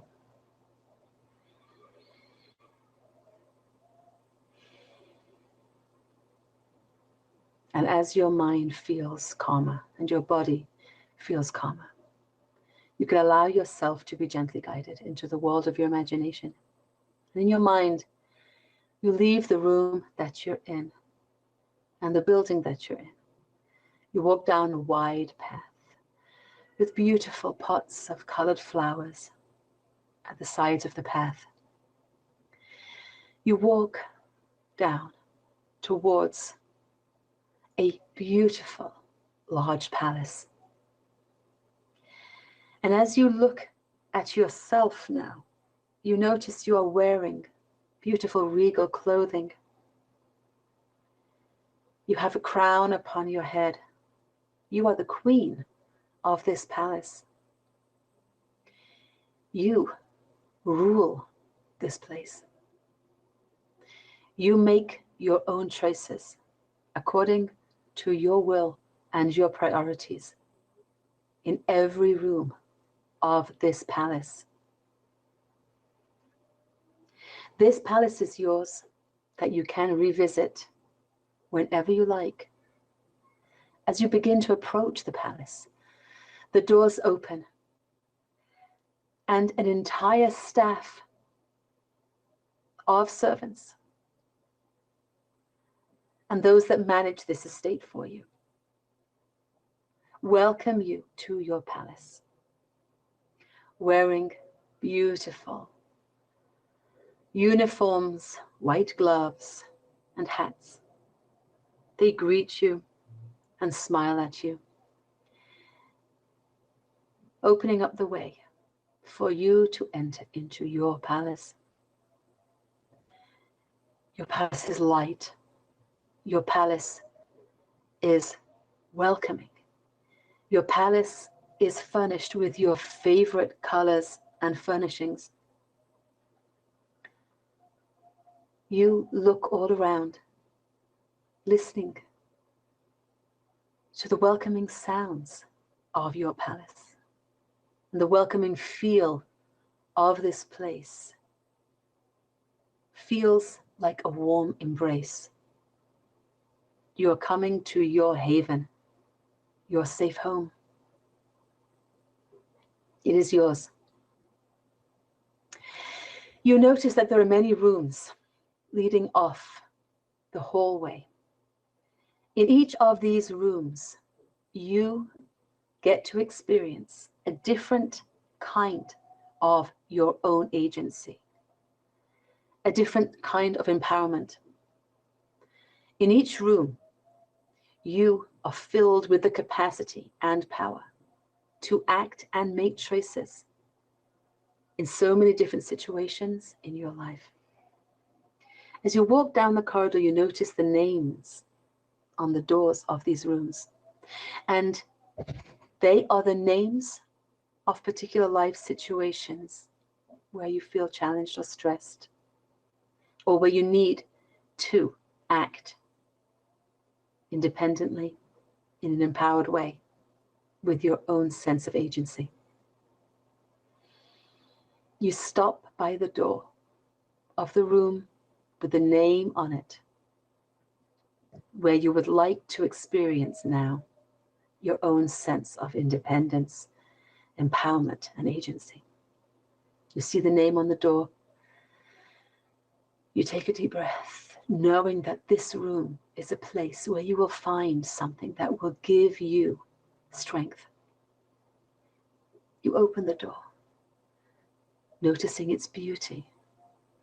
And there are items in this room that show you that it is the room where this particular life situation is going to find some kind of new resolution, maybe not in its entirety, but something that would empower you, something that will give you strength, something that will enhance your choices according to your priorities and your will. Hashem is with you in this room. Hashem is guiding you. His warmth, His love, His togetherness with you is strongly felt in this room, in a non-judgmental way, but in a way where you are strengthened and calmed. In the corner, you see a very large treasure chest. And you know that within that treasure chest will be something that will enhance your sense of agency. It may be a tangible item. It may be a thought or a phrase, maybe a piece of wisdom or guidance towards action of some kind. You look at the box, noticing the details of this box. It has a little catch flip that you open up. Take a minute now to open the box, the treasure chest. Notice what's inside. Take it out and make it yours. You'll hear my voice in about a minute.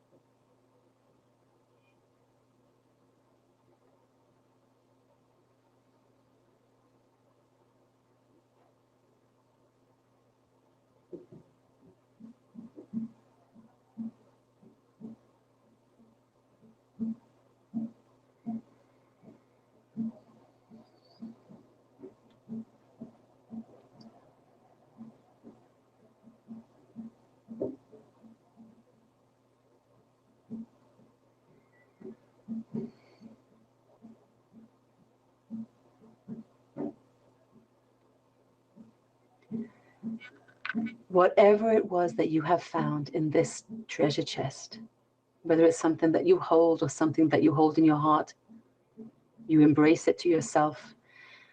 You take it with you. Close the treasure chest, knowing that you can come back whenever you like. You leave this room and close the door again, knowing you can come back whenever you like. The staff of your palace are ready to do any bidding that you like. But for now, you take your leave of them, leaving the palace. They close the doors behind you, knowing you can come back whenever you like. You walk back down the path towards the building you're in and the room where you are resting here, taking some moments to experience yourself back in your body, where you're resting here now. Notice any noise around you, any sounds, the temperature of the room around you, any feelings inside your body. Notice how you're feeling. Notice anything about that experience of being in your mind, in your imagination, as you take it back into yourself right now.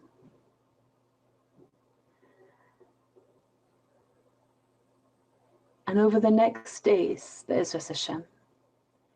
Whatever it was that you've taken for yourself will give you a boost in your sense of agency for yourself, in your sense of empowerment, in choice, in your experience of prayer or belief or trust or life choices or some other aspect of your experience of agency within your life. You gently draw your mind back to our meeting here online. And whenever you're ready, if you choose, you can open your eyes. You could stay with your eyes closed and rest if you like, or if you like, you can come back, open your eyes, join us. And I'd love it if you wanted to send a little note to us and tell us if you enjoyed that and how you like that. And you can even send me a message, send me an email over the next days about how you enjoyed that, because I really do love hearing from everybody. Thank you.